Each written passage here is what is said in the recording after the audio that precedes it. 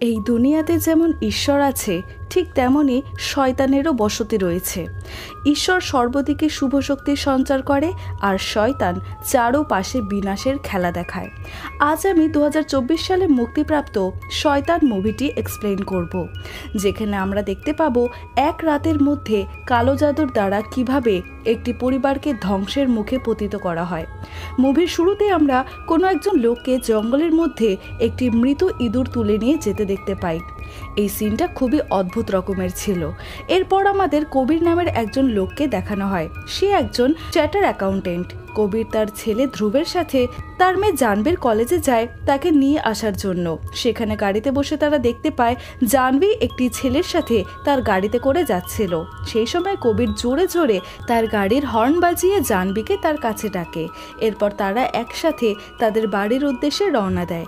এখানে জাহ্নবী আর কবিরের কথোপকথনে আমরা জানতে পারি জাহ্নবী কিছুদিন পর তার বন্ধুদের সাথে লাদাখে ঘুরতে যেতে চায়, কিন্তু কবির জাহ্নবীকে সেখানে যেতে বারণ করে দেয়। কিছুক্ষণ পর তারা বাড়িতে ফিরে আসলে আমরা কবিরের স্ত্রী জ্যোতিকে দেখতে পাই। এবার জাহ্নবী তার মা বাবাকে রাজি করানোর চেষ্টা করতে থাকে তাকে লাদাখে যেতে দেবার জন্য। অনেক চিন্তা ভাবনা করে ফাইনালি কবির রাজি হয়ে যায়, কিন্তু তার দুটো কন্ডিশন ছিল। জাহ্নবীকে তার সব ফ্রেন্ডদের ফোন নাম্বার দিয়ে যেতে হবে, আর কিছুক্ষণ পর পর তার লোকেশন কবিরকে পাঠাতে হবে। তবে জাহ্নবীর লাদাখ ট্রিপে যেতে এখনো বেশ কিছুদিন বাকি রয়েছে। কবির যেহেতু তার কাজ থেকে ছুটি পেয়েছিল, তাই তারা ঠিক করে তারা তাদের ফার্ম হাউসে ঘুরতে যাবে। এরপর তারা ফুল ফ্যামিলি ফার্ম হাউসের উদ্দেশ্যে বেরিয়ে পড়ে। রাস্তায় তারা সবাই একটা রেস্তোরাঁয় খাবার খাওয়ার জন্য দাঁড়ায়। কবির সেখানের ওয়াশরুমে গেলে সেখানে সে একজন লোককে দেখতে পায়, যাকে দেখে বোঝা যাচ্ছিল সে খুবই ভালো ফ্যামিলি থেকে এসেছে। যাই হোক, এরপর কবিরের ফ্যামিলি খাবার অর্ডার করলে জাহ্নবীর পরোটা দেখে মনে হয় তাতে একটু বেশি তেল দেওয়া হয়েছে, তাই সে পরোটা খেতে চায় না। এরপর কবির কাউন্টারে চা নিতে যায়, কিন্তু তখন কাউন্টারে 500 টাকা খুচরো ছিল না, আর তারা অনলাইনেও টাকা নেয় না। তাই কবির তার স্ত্রীর কাছে খুচরো টাকা আনতে যায়।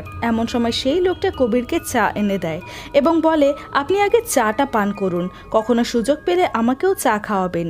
সেখানে লোকটি তার পরিচয় দিয়ে বলে তার নাম বনরাজ। কবিরের বনরাজের আচার ব্যবহার খুবই ভালো লাগে, তাই সে বনরাজকে তার ফ্যামিলির সাথে ব্রেকফাস্ট করতে বলে, আর বনরাজ এতে রাজি হয়ে যায়। বনরাজ তার চায়ের কাপটি জাহ্নবীর সামনে রাখলে জাহ্নবী বলে সে চায়ের গন্ধ একদমই পছন্দ করে না, তাই বনরাজ তার চায়ের কাপটিকে সরিয়ে নেয়। এবার সে সকলকে তার মেয়ের ফটো দেখায়। তখনই কবিরের একটা ফোন কল আসলে সে সেখান থেকে উঠে একটু সাইডে চলে যায়। এই সময় বনরাজ ধ্রুবের সাথে বন্ধুত্ব করে নেয়, আর সে ধ্রুবকে একটি লাড্ডু খেতে দেয়, কিন্তু লাড্ডুটাকে জাহ্নবী খেয়ে নেয়, আর লাড্ডুটা খেয়ে জাহ্নবীর একটু অদ্ভুত ফিল হয়। এরপর কবির আবারও ফিরে আসে। এই সময় বনরাজ জাহ্নবীকে পরোটা খেতে বলে, আর জাহ্নবী চুপচাপ পরোটা খেয়ে নেয়, যেটা কিছুক্ষণ আগেই জাহ্নবী খাবে না জানিয়ে দিয়েছিল। এরপর জাহ্নবীর অদ্ভুত ফিল হতে থাকে, তাই সে তার ফ্যামিলিকে সেখান থেকে তাড়াতাড়ি যেতে বলে। এরপর জাহ্নবী আর তার মা গাড়িতে বসেছিল। এমন সময় বনরাজ জাহ্নবীর কাছে এসে লুকিয়ে তাকে একটি বিস্কিটের প্যাকেট দিয়ে বলে, ফার্ম হাউসে পৌঁছেই তুমি এটাকে খেয়ে নেবে, আর জাহ্নবী সেটা মেনে নেয়। এরপর আমরা দেখতে পাই জাহ্নবী বনরাজের সব কথা মানছিল, যেন সে তাকে বশীভূত করে নিয়েছে। এবার কবিরের ফ্যামিলি ফার্ম হাউসে পৌঁছে গেলে প্রথমে জাহ্নবী সেই বিস্কিটগুলোকে খেয়ে নেয়। এবার তারা পুরো ফ্যামিলি অনেক এনজয় করছিল। সুইমিং পুলে জ্যোতির ফোন ভিজে যাওয়ার দরুন সে নিজের ফোনটাকে রান্নাঘরের চালের ড্রামে ঢুকিয়ে রাখে। এরপর জ্যোতি ছাদে গেলে সে তাদের বাড়ির গেটের সামনে বনরাজকে দেখতে পায়, যেটা জ্যোতির খুবই অদ্ভুত লাগে। সে সাথে সাথে কবিরের কাছে গিয়ে এটা জানায় যে ওই লোকটা তাদের পিছু করে এখানে চলে এসেছে। তখন কবির তার জামা কাপড় চেঞ্জ করার জন্য ঘরের ভেতরে গেলে সে দেখতে পায় বনরাজ তাদের ঘরের ভেতরে চলে এসেছে, আর জাহ্নবী তাকে গেট খুলে ঘরে ঢুকিয়েছে। এখানে বনরাজ তাদের বলে তার ফোনের চার্জ শেষ হয়ে গিয়েছে, তার মেয়ের সাথে তাকে আর্জেন্ট কথা বলতে হবে, তাই সে আশেপাশে সাহায্যের জন্য ঘোরাঘুরি করছিল। আর তখনই সে কবিরের স্ত্রীকে দেখতে পায়, তাই সে সাহায্যের জন্য তাদের বাড়িতেই চলে এসেছে। সে বলে তার ফোনটা চার্জ হতে মাত্র 15 মিনিট সময় লাগবে, এরপরে সে চলে যাবে। আর কবিরও একটা সুযোগ পেয়ে গেল তার চায়ের ঋণটা মেটানোর জন্য। এবার কবির বনরাজকে একটি চার্জার আর ল্যান্ডলাইন ফোন দিয়ে তার মেয়ের সাথে কথা বলে নিতে বলে। কিছুক্ষণ পর জ্যোতি বনরাজকে চা দিয়ে কবিরের কাছে চলে যায়। জ্যোতির বনরাজকে খুব একটা সুবিধার মনে হচ্ছিল না, তাই সে কবিরকে তাকে এখান থেকে বের করে দিতে বলে। কবির বলে সে 15 মিনিট পর নিজেই এখান থেকে চলে যাবে। অন্যদিকে জাহ্নবী বনরাজের পাশে এসে বসে। বনরাজ তাকে তার ব্যাপারে সবকিছু বলতে বলে আর জাহ্নবীও তার জীবনের সবকিছু তাকে বলা শুরু করে দেয়, যে তার একটা বয়ফ্রেন্ড আছে আর তারা বন্ধুরা মিলে লাদাখে ঘুরতে যাচ্ছে। এই সময় বনরাজ বলে তোকে আমার সাথে যেতে হবে, তুই লাদাখে যেতে পারবি না। জাহ্নবী এখন পুরোপুরি বনরাজের বশীভূত হয়ে গিয়েছিল। সে বনরাজকে হ্যাঁ বলতেই যাচ্ছিল, এমন সময় ধ্রুব জাহ্নবীর দিকে বল ছুঁড়ে মারে। ফলে জাহ্নবী আবারও সজ্ঞানে ফিরে আসে। ধ্রুব জাহ্নবীকে তার সাথে খেলতে যেতে বলে। এই সময় বনরাজ জাহ্নবীকে বলে তুমি তোমার ভাইয়ের সাথে এমন খেলা খেলো যাতে ওর আজ আর খেলার ইচ্ছা না হয়। পরের সিনে আমরা দেখতে পাই জাহ্নবী ধ্রুবকে দোলনায় অনেক জোরে জোরে দোলায়, যার ফলে ধ্রুব ভয় পেয়ে অনেক চিৎকার করতে থাকে। তার চিৎকারের শব্দ শুনে তাদের মা বাবা বাইরে বেরিয়ে আসে এবং তারা জাহ্নবীকে থামতে বলে, কিন্তু জাহ্নবী যেন তাদের কথা শুনতেই পারছিল না। এই সময় বনরাজ জাহ্নবীকে থামতে বললে সাথে সাথেই জাহ্নবী থেমে যায়। তখন আবারও জাহ্নবীর সম্বিত ফিরে আসে আর সে যা করেছে তার ভাইয়ের সাথে তার জন্য তার মা বাবার কাছে ক্ষমা চায়। এরপর বনরাজ কবিরের ঘরেই থেকে যায়, কারণ বাইরে অনেক জোরে বৃষ্টি চলে আসে। এরপর রাতে যখন তারা সবাই ডিনার করছিল তখন বনরাজ কবিরের ফ্যামিলি ম্যাটারে বারবার ঢুকছিল, যেটা কবিরের একদমই পছন্দ হয় না। তখন কবির বনরাজকে বলে আপনি আমাদের ফ্যামিলির মাঝে কোনো কথা বলবেন না, আপনি আমাদের ফ্যামিলির ব্যাপারে কিচ্ছু জানেন না। তখন বনরাজ বলে আমি তোমাদের ফ্যামিলির ব্যাপারে সব কিছু জানি। তোমার মেয়ের বয়ফ্রেন্ডের নাম ভিভান আর তারা সব বন্ধুরা মিলে লাদাখে ঘুরতে যাচ্ছে। এসব শুনে কবির জাহ্নবীকে জিজ্ঞাসা করে যে তুমি এসব বনরাজকে কেন বলেছো? জাহ্নবী বলে আমি জানি না, বনরাজ আঙ্কেল আমাকে যা বলছে আমার সেগুলি করার ইচ্ছা হচ্ছে। এবার বনরাজ জাহ্নবীকে বলে তুমি তোমার বয়ফ্রেন্ডকে কল করে বলো তুমি লাদাখে যাচ্ছ না আর তুমি ওর সাথে ব্রেকআপ করে নাও। জাহ্নবী ঠিক এমনটাই করে। এসব দেখে কবির আর জ্যোতি অনেক অবাক হয়। কবির বনরাজকে টেনে ঘর থেকে বার করতে থাকে। তখন বনরাজের কথা মতো জাহ্নবী তার বাবাকে সজোরে ধাক্কা মেরে বলে বনরাজ আঙ্কেল কোথাও যাবে না। এই সময় জ্যোতি বুঝে যায় যে তাদের মেয়ের উপর বনরাজ কালো জাদু করেছে। বনরাজ এবার সোফায় বসে জাহ্নবীকে উঠতে ও বসতে বলে। জাহ্নবী সেটাই করে। এরপর সে জাহ্নবীকে বাচ্চাদের মতো কান্না করতে বলে আর জাহ্নবী অনেক চিৎকার করে কান্না করতে থাকে। এসব দেখে কবির আর জ্যোতি অনেক ভয় পেয়ে যায়। এবার বনরাজ জাহ্নবীকে সুইমিং পুলে ঝাঁপ দিয়ে নিজের নিঃশ্বাস বন্ধ করে রাখতে বলে। জাহ্নবী ছুটে যেতে থাকলে কবির আর জ্যোতি তাকে ধরে ফেলে, কারণ জাহ্নবী না হলে সুইমিং পুলে ডুবে মারা যাবে। এসব দেখে বনরাজ হাসতে থাকে। সে এবার জাহ্নবীকে সোফায় বসতে বলে। এরপর বনরাজ তাদের বাড়ির সব ফোন জাহ্নবীকে দিয়ে ভাঙায়, যাতে তারা কাউকে সাহায্যের জন্য না ডাকতে পারে। এরপর বনরাজ জাহ্নবীকে রান্নাঘর থেকে চা পাতা আনতে বলে। জাহ্নবী চা পাতা নিয়ে আসলে বনরাজ তাকে সব চা পাতা খেয়ে নিতে বলে। জাহ্নবীও তার কথা মতো চা পাতা খেতে থাকে। কবির বনরাজকে আটকানোর চেষ্টা করলে বনরাজের কথায় জাহ্নবী তার বাবার গালে থাপ্পড় মারে। পরের সিনে আমরা দেখতে পাই জাহ্নবী বনরাজের পা টিপে দিচ্ছিল। এই সময় বনরাজ কবির আর জ্যোতিকে বলে আমি চাই তোমরা তোমাদের মেয়েকে আমার কাছে দান করে দাও। এটা শুনে তারা বনরাজের কাছে অনেক রিকোয়েস্ট করে তাদের মেয়েকে ছেড়ে দেবার জন্য, কিন্তু বনরাজ তাদের কোনো কথা শোনে না। সে তাদের বলে তোমাদের শুধু এটুকুই বলতে হবে আমরা আমাদের মেয়েকে তোমার কাছে অর্পণ করলাম। কিন্তু জাহ্নবীর মা বাবা বলে তারা এটা কখনো করবে না। এমন সময় ধ্রুব ওপরের ঘর থেকে নিচে নেমে আসে। তখন বনরাজ রাগের মাথায় কবিরকে বলে এবার তুমি দেখো আমি তোমার ফ্যামিলির সাথে কি করি। আর সে জাহ্নবীকে লাথি মেরে ফেলে দেয়। ফলে কবির অনেক রেগে যায় আর বনরাজকে মারতে থাকে। তখন বনরাজ জাহ্নবীকে বলে তুমি তোমার ভাইয়ের মাথা ফাটিয়ে দাও। এটা বলা মাত্রই জাহ্নবী সিঁড়ির রেলিংয়ে ধ্রুবের মাথা ঠুকে ফাটিয়ে দেয়। এমন সময় হঠাৎ করে তাদের বাড়ির বাইরে পুলিশ এসে ডোরবেল বাজাতে থাকে। কোনো রেসপন্স না পাওয়ায় কিছুক্ষণ পর পুলিশ দুজন তাদের বাড়ির ভেতরে ঢুকে দেখতে পায় তারা সবাই অনেক জোরে সাউন্ড দিয়ে টিভি দেখছিল।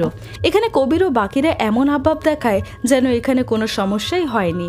তখন পুলিশরা তাদের বলে আপনাদের বাড়ি থেকে আমাদের কাছে মিসড কল এসেছিল, আমরা কল ব্যাক করেছি কিন্তু কেউই রিসিভ করেনি, তাই আমাদের এখানে আসতে হয়েছে। তখন জ্যোতি পুলিশদের বলে এই সব কিছু আমাদের ছেলের কাজ এবং সে তার ফোন নিতে রান্নাঘরে চলে যায়। তখন আমরা দেখতে পাই জাহ্নবী গ্যাস সিলিন্ডার খুলে হাতে দেশলাই নিয়ে তার উপরে বসেছিল। এ কারণে কবিরের ফ্যামিলি আসল সত্যিটা লুকোচ্ছিল, না হলে জাহ্নবী দেশলাই জ্বালিয়ে পুরো বাড়ি পুড়িয়ে ফেলবে। এবার জ্যোতি চালের বাক্স থেকে তার ফোন বার করে পুলিশকে দিয়ে বলে তাদের ছেলে পুলিশকে ফোন করে ফোনটি লুকিয়ে রেখেছিল। এবার পুলিশরা সেখান থেকে চলে যেতে থাকে। এমন সময় তারা গ্যাসের গন্ধ পায়। কবির বলে গ্যাসটা অন ছিল, কিন্তু সে কিছুক্ষণ কিছুক্ষণ আগেই বন্ধ করে দিয়েছে। এরপর পুলিশরা সেখান থেকে চলে যায়। এবার কবির বনরাজকে বলে, তোমার যা লাগবে আমি তোমাকে সব দেব, কিন্তু আমাদেরকে তুমি ছেড়ে দাও। বনরাজ বলে, তোমাদের কাছে যত টাকা পয়সা জুয়েলারি আছে সব আমাকে দিয়ে দাও। কবির সবকিছু একটা ব্যাগে ভরে বনরাজকে দিয়ে দেয়, আর সে ব্যাগ নিয়ে সেখান থেকে চলে যায়। বনরাজ চলে যাবার পরও কবির দেখতে পায় জাহ্নবী এখনও বনরাজের বশেই রয়েছে। তাই সে ছুটে বনরাজের কাছে যায় তার মেয়েকে ঠিক করার জন্য, কিন্তু দরজা খোলা মাত্রই তারা দেখতে পায় বনরাজ তাদের সব টাকা পয়সা জুয়েলারি পুড়িয়ে দিয়েছে। এবার বনরাজ বলে, ধন সম্পত্তি এসব মানুষদের দুর্বলতা, কিন্তু আমি তো কোনো মানুষই না, আমি তার থেকেও এগিয়ে গিয়েছি। অনেকটা সময় পর আজ উমরানের রাত এসেছে, যেটা শুধুমাত্র আমার জন্যই এসেছে। কিছুক্ষণ পরই আমি পুরো দুনিয়াতে রাজত্ব করব। এরপর বনরাজ আবারও ঘরের ভেতরে আসে আর জাহ্নবীকে নিজেকে থাপ্পড় মারতে বলে, আর জাহ্নবী নিজের গালে জোরে জোরে থাপ্পড় মারতে থাকে, যার ফলে তার মুখ থেকে রক্ত বেরোতে থাকে।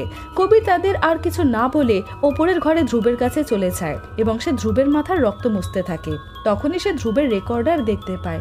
অন্যদিকে বনরাজ জাহ্নবীকে মিউজিক চালিয়ে ডান্স করতে বলে, আর জাহ্নবী অনেক সময় ধরে ডান্স করতে থাকে। সে অনেক হাঁফিয়ে পড়ে, তবুও সে ডান্স বন্ধ করে না। কিছুক্ষণ পর যখন মিউজিক একা একাই বন্ধ হয়ে যায়, তখন জ্যোতি জাহ্নবীকে জলপান করতে বলে, কিন্তু বনরাজ জাহ্নবীকে দিয়ে সেই জল ফেলিয়ে দেয়, আর সে জ্যোতিকে সেখান থেকে চলে যেতে বলে, না হলে সে জাহ্নবীকে দিয়ে তার গলা কাটিয়ে দেবে। তাই জ্যোতি ওপরে চলে যায়। এরপর বনরাজ জাহ্নবীকে বলে তার ঘুম পাচ্ছে, তাই সে ঘুমোচ্ছে। যদি কেউ তার কাছে আসার চেষ্টা করে তাহলে তাকে মেরে ফেলবে। অন্যদিকে জ্যোতি কবিরকে বলে, বনরাজ আমাদের মেয়েকে নিয়ে যাবে, কিন্তু কবির বলে সে এটা হতে দেবে না। এবার কবির বনরাজের কাছে লুকিয়ে যাবার চেষ্টা করে, কিন্তু সে দেখতে পায় সেখানে জাহ্নবী বনরাজকে গার্ড করছিল, আর হঠাৎ করে জাহ্নবী দাঁড়িয়ে দাঁড়িয়ে বাথরুম করে দেয়। এসব দেখে কবিরের অনেক দুঃখ লাগে, আর সে ঘরে গিয়ে জ্যোতিকে এইসব বলে। তখন জ্যোতি নিচে এসে বনরাজকে বলে জাহ্নবীকে ওয়াশরুম নিয়ে যেতে হবে, কিন্তু বনরাজ সেখানেই জাহ্নবীকে তার শর্টস খুলতে বলে। তখন জ্যোতির সাথে সাথেই পাজামা এনে জাহ্নবীকে পরিয়ে দেয়, আর সে দেখতে পায় জাহ্নবী এসব করতে করতে কান্না করছিল। সে নিজে থেকে কিছুই করতে পারছিল না। জ্যোতি এসব আর সহ্য করতে পারে না, তাই সে বনরাজকে ছুরি দিয়ে মারার চেষ্টা করে, কিন্তু বনরাজ জ্যোতিকে আটকিয়ে দেয়। অন্যদিকে আমরা দেখতে পাই কবির তার ছেলের ঘরের জানলা থেকে বেরিয়ে পাইপের সাহায্যে ঝুলে নিচে আসতে থাকে। এদিকে বনরাজ জ্যোতির গলা টিপে ধরে, কিন্তু জ্যোতি বনরাজকে ধরে তাকে অনেক মারতে থাকে। তখন জাহ্নবী ছুরি দিয়ে জ্যোতিকে আঘাত করতে যাচ্ছিল, এমন সময় কবির এসে জাহ্নবীকে ধরে ফেলে। তাই জাহ্নবী কবিরের পায়ে ছুরি দ্বারা আঘাত করে। তখন কবির জাহ্নবীকে ধরে বেঁধে রাখে। এরপর কবির বনরাজকে ধরে অনেক মারতে থাকে। তখন বনরাজ জাহ্নবীকে জোরে জোরে হাসতে বলে। সে বলে, তুমি যতক্ষণ না মরে যাও তুমি হাসতে থাকো। এবার জাহ্নবী এত জোরে হাসা শুরু করে যার ফলে সবার কানে ব্যথা উঠে যায়। তাই কবির ভয় পেয়ে বনরাজকে ছেড়ে দেয়। এরপর বনরাজ কবিরকে বলে, তুমি আমার কাছে তোমার মেয়েকে অর্পণ করে দাও, আমি ওকে খুব তাড়াতাড়ি মুক্তি দিয়ে দেব। এর পাশাপাশি বনরাজ বলে, তোমার ছেলের তো নিশ্চয়ই অনেক ব্যথা হচ্ছে, আমি ওকে ওর ব্যথা থেকে মুক্ত করে দিচ্ছি। এরপর সে জাহ্নবীকে ধ্রুবকে মেরে ফেলার জন্য বলে। সাথে সাথেই জাহ্নবী ছুরি নিয়ে ধ্রুবকে মারতে চলে যায়। তখন কবির আর জ্যোতি জাহ্নবীকে ধরে স্টোর রুমে বন্ধ করে দেয়। এখানে জাহ্নবী হঠাৎ করে একদমই নর্মাল হয়ে যায়। সে বলে, আমি জানি না আমি এসব কেন করছি। এরপরে সে হঠাৎ করে তার মা বাবাকেই স্টোর রুমে বন্ধ করে ধ্রুবকে মারতে চলে যায়, কিন্তু ধ্রুব তার ঘরে ছিল না। জাহ্নবী ধ্রুবকে খুঁজতে খুঁজতে ছাদে চলে যায়, আর ধ্রুব সেখানেই ছিল। সে জাহ্নবীকে দেখে জলের ট্যাঙ্কের ওপরে উঠে যায়, আর জাহ্নবীও সেখানে উঠতে থাকে। এরই মধ্যে কবির আর জ্যোতি স্টোর রুমের দরজা ভেঙে ধ্রুবকে বাঁচাতে চলে যায়। কবির মই পেয়ে জলের ট্যাঙ্কে উঠতে গেলে জাহ্নবী কবিরের হাতে ছুরি মেরে তাকে ফেলে দেয়। এরপর জাহ্নবী তার ভাইকে ছাদ থেকে নিচে ফেলে দেয়। এসব দেখে কবির আর জ্যোতি তাড়াতাড়ি বাইরে যায়। তারা ভাবছিল ধ্রুব হয়তো মারা গিয়েছে, কিন্তু তারা দেখতে পায় ধ্রুবের এখনো নিঃশ্বাস চলছিল। এটা দেখে তারা দুজনে বনরাজের বলা কথা রিপিট করে তার কাছে নিজের মেয়েকে অর্পণ করে দেয়, যাতে তারা অন্তত ধ্রুবকে হসপিটালে নিয়ে গিয়ে তাকে বাঁচাতে পারে। এরপর বনরাজ জাহ্নবীকে নিয়ে বনের মধ্য দিয়ে কোথাও চলে যায়। এবার জ্যোতি ধ্রুবকে গাড়িতে বসিয়ে হসপিটালের উদ্দেশ্যে বেরিয়ে পড়ে। অপরদিকে কবির একটি সাইকেল নিয়ে বনরাজকে খুঁজতে বেরিয়ে পড়ে, আর সে গার্ডের ফোনও নিয়ে নেয়। তখন আমরা জানতে পারি যখন কবির পাইপ বেয়ে নিচে এসেছিল তখন সে চুপি চুপি বনরাজের ফোন থেকে তার ফোনে তার লোকেশন পাঠিয়ে দিয়েছিল, যাতে সে বনরাজের লোকেশন জানতে পারে। এবার বনরাজ গভীর জঙ্গলে তার গোপনীয় স্থানে পৌঁছিয়ে যায়। এখানে আমরা দেখতে পাই বনরাজ অনেক মেয়েদের বশীভূত করে নিয়েছিল। এরপর বনরাজ তার আসল রূপে আসে। এখানে আমরা জানতে পারি বনরাজ অনেক বড় এক তান্ত্রিক। সে আজ 108টি মেয়েকে আগুনে বলি দিয়ে শক্তি প্রাপ্ত করতে চায়। এরপর থেকে বনরাজ যে কোনো লোককে তার চোখের দ্বারাই বশীভূত করতে পারবে আর সে পুরো দুনিয়াতে রাজত্ব করবে। বনরাজ এবার মন্ত্র পড়ে পুতুলগুলিকে আগুনে ফেলবে আর অন্তিম পুতুলটি ফেলে দেবার পর সেই 108টি মেয়েকে আগুনে ঝাঁপ দিতে হবে। তারপরে বনরাজ সব শক্তি পেয়ে যাবে। অন্যদিকে কবির বনরাজকে খুঁজতে খুঁজতে তার লোকেশনে পৌঁছিয়ে যায়, কিন্তু সেখানে বনরাজের কিছু গুন্ডা কবিরকে মারতে থাকে। তবুও কবির তাদের সাথে লড়াই করে কোনোভাবে সেই স্থানে পৌঁছিয়ে যায়। সেখানে বনরাজের এই রূপ দেখে কবির অনেক ভয় পেয়ে যায়। এরই মধ্যে বনরাজের গুন্ডারা এসে আবারও কবিরকে মারতে থাকে এবং তারা কবিরকে ধরে বনরাজের সামনে এসে ফেলে দেয়। বনরাজ এবার মন্ত্র পড়ে অন্তিম পুতুলটি আগুনে ফেলতে যায়। তখনই কবির তার মেয়েকে দেখতে পায় যে কিনা আগুনে ঝাঁপ দিতে যাচ্ছিল। এমন সময় কবির বনরাজের পায়ে একটি কাঠ দ্বারা আঘাত করে, ফলে বনরাজ অনেক চিৎকার করে। এরপর কবির বনরাজের জিভ কেটে আগুনে ফেলে দেয়, যাতে সে তার মুখ দিয়ে আর কোনো কথা বলতে না পারে। বনরাজ এবার ব্যথায় চিৎকার করতে থাকে। তখন সব মেয়েরা কবিরকে ছিঁড়ে খাবার জন্য এগিয়ে এসেছিল, কারণ বনরাজ তাদের বলে রেখেছিল যে তার উপর কেউ হামলা করার চেষ্টা করলে তাকে যেন তারা ছিঁড়ে খেয়ে ফেলে। এবার সব মেয়েরা কবিরকে ঘিরে নেয়। এমন সময় কবির বনরাজের বলা কথার রেকর্ডিং চালায়, যেখানে বনরাজ বলেছিল, তুমি আবার আগের মতোই হাসো, আগের মতোই নর্মাল হয়ে যাও, আমি তোমাকে মুক্ত করলাম। এখানে আমাদের অতীতের সিন দেখানো হয়। কবির তার ছেলের রেকর্ডার নিয়ে বনরাজের সব কথা রেকর্ড করে নেয়। বনরাজ অনেক কিছুই বলেছিল, কিন্তু কবির সেগুলোকে এডিট করে এই রেকর্ডিংটি বানিয়েছে। এবার বনরাজের কথাগুলো শুনে সব মেয়েরা ধীরে ধীরে নর্মাল হয়ে যায় আর কবির তার মেয়েকে আবারও ফিরে পায়। পরের সিনে আমরা দেখতে পাই একজন লেডি পুলিশ কবিরকে হসপিটালে এসে বলে যে পুলিশরা সব মেয়েদের তাদের পরিবারের কাছে পৌঁছিয়ে দিয়েছে। মেয়েগুলোর পরিবারের লোকেরা সব আশা ছেড়ে দিয়েছিল যে তাদের মেয়েকে তারা ফিরে পাবে। এবার সেই পুলিশটি কবিরকে বলে বনরাজকে তারা ধরতে পারেনি, সে হয়তো কোথাও পালিয়ে গিয়েছে। আর আমরা দেখতে পাই কবিরের পুরো পরিবার এখন ঠিক আছে। এবার 1 বছর পরের সিন দেখানো হয়। মুভির শুরুতে আমরা দেখেছিলাম একজন লোক একটি মরা ইঁদুর ধরছিল, আসলে সেটা কবিরই ছিল। কবির সেই ইঁদুরটি নিয়ে একটি অন্ধকার গুহায় যায়। আমরা দেখতে পাই কবিরই বনরাজকে বন্দি করে রেখেছিল আর সে তাকে মরা ইঁদুর এবং চা পাতা খেতে দেয়। আর তার সামনে কবির আবার কলা এনে রাখে, কিন্তু সেগুলি সে বনরাজকে খেতে দেয় না। আসলে কবির বনরাজকে তলপাচ্ছিল তার করা কাজগুলির জন্য। কবির বনরাজকে বলে, তুই নিজেকে শয়তান বলতিস আর আমি এখন তোর শয়তান হয়ে গিয়েছি। এরপর কবির সেই জায়গাটিকে বন্ধ করে বাইরে বেরিয়ে যায় এবং মুভিটি এখানেই শেষ হয়। বন্ধুরা, তোমাদের যদি এরকম ভিডিও ভালো লেগে থাকে তাহলে তোমরা এই চ্যানেলটিকে অবশ্যই সাবস্ক্রাইব করো এবং এই ভিডিওটিতে একটি লাইক করো আর কমেন্ট করে জানাও তোমরা আর কোন মুভির ভিডিও দেখতে চাও।